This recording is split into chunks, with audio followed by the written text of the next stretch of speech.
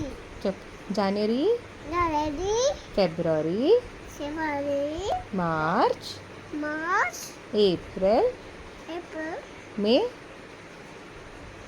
May, June, July, August, September, October,